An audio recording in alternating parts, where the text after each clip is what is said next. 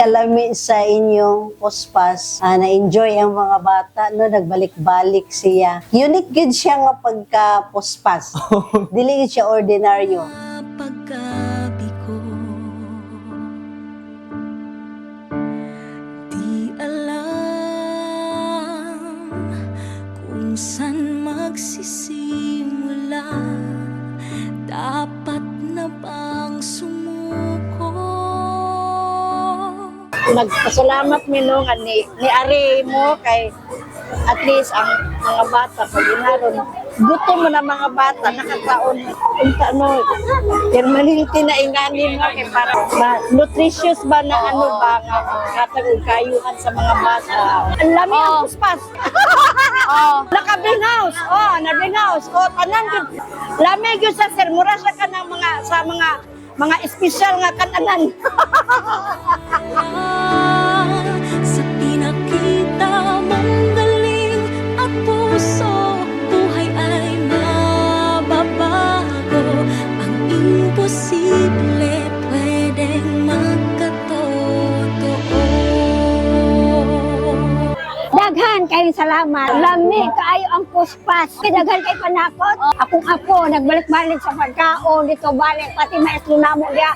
Giganahan ko sa inyong pagkaon. Ay nagpasalamat kung nga ani amo kay nakahatag kumayong pagkaon din sa mga bata. Importante ni sa mga bata, labi na kato mga bata nga kulang sa timbang, makahatag sa ila o kabaskog sa lawa. Yung ana ang katas maayo ang hatag sa kuan brigada. Salamat kayo sa brigada nga nakahatag ang brigada o maayo pagkaon din sa mga bata.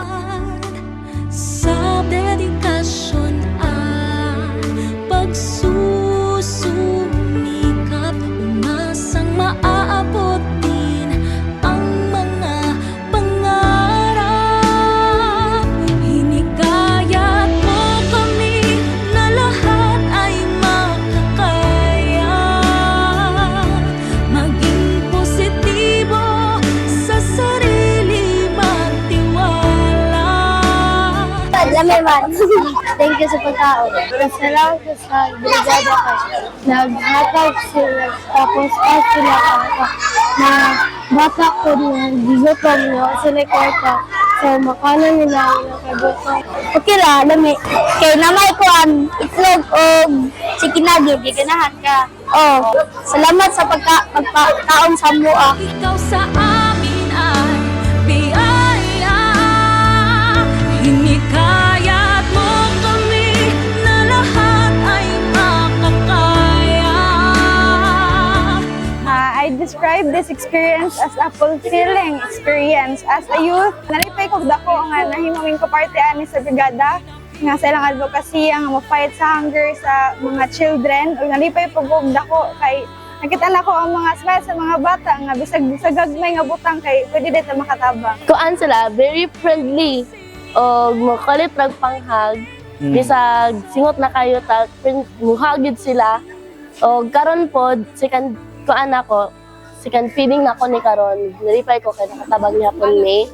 Nakita na ko ang mga bata nga lipay kayo sila nga nakadawat sa pagkaon, like na-appreciate jud nila ang among gihatag nga lugaw. Nalingaw ko kay first time man ako tapos karon na pud ko naka-experience sa ganyan di magpa-feeding sa mga bata. Sa paglubog ng araw, may maaasahan pa ba? Di makausad sa bigat ng dinadala.